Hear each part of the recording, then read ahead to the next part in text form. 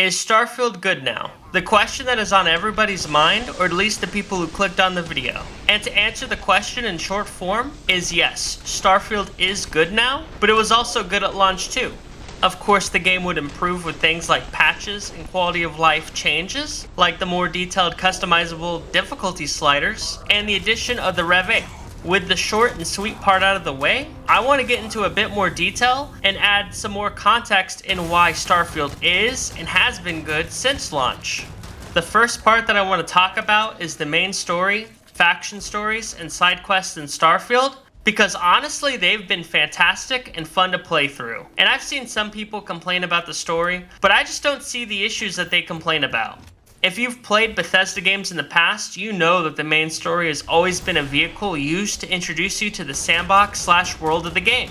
That's why the first half of the game you are going to each city getting introduced to the factions you can join with the objective of collecting magic rocks.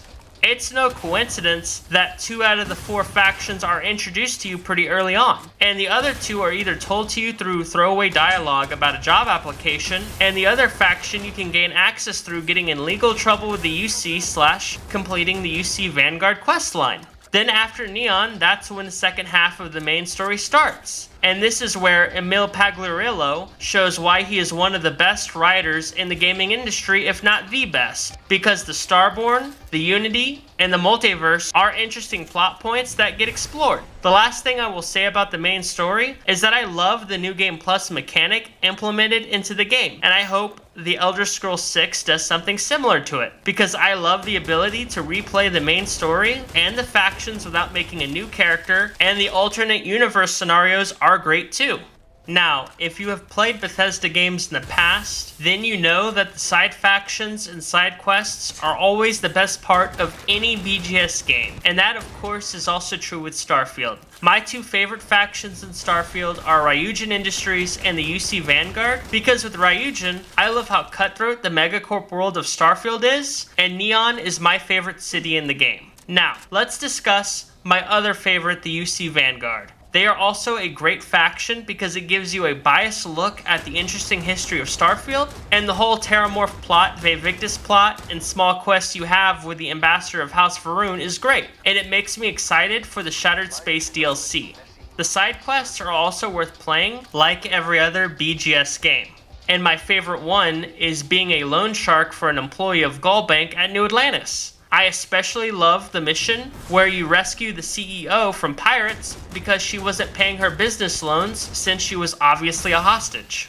And before I move on to the next topic, which is going to be about the polish and quality of life improvements of the game, I just want to say that it amazes me how much better the writing for Starfield has gotten, even when you compare it to a game like Morrowind. I remember having to do boring quests in Morrowind, like picking flowers in the Mages Guild, killing rats in a house for the Fighters Guild, and killing Kwama egg thieves that were in the egg mine stealing when I found them. In Starfield, you can partake in corporate espionage, fight crazy aliens, aka the Terramorphs, plunder a rundown Gullbank ship in a dangerous part of space for Crix's legacy, and deal with the repercussions of the UC and Freestar War and the corruption of the Freestar Collective. It's crazy to see how much better BGS games have gotten since Morrowind and Daggerfall in the writing and storytelling department, and it makes me excited to see what we will get in the future. Now, let's finally talk about the quality of life additions and polish of the game,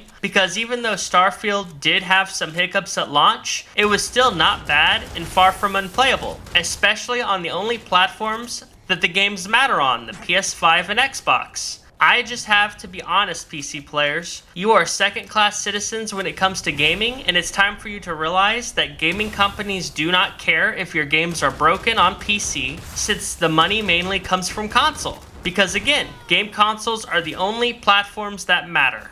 But overall, Starfield has been pretty stable in my 200 plus hours of playtime. I have hard crashed twice, which is fantastic, especially with how much tech is in the game. The only real polish issues in the game now are frame drops in New Atlantis and other areas like the Red Mile Run, but it doesn't make the game unplayable or anything, so I'm cool with it.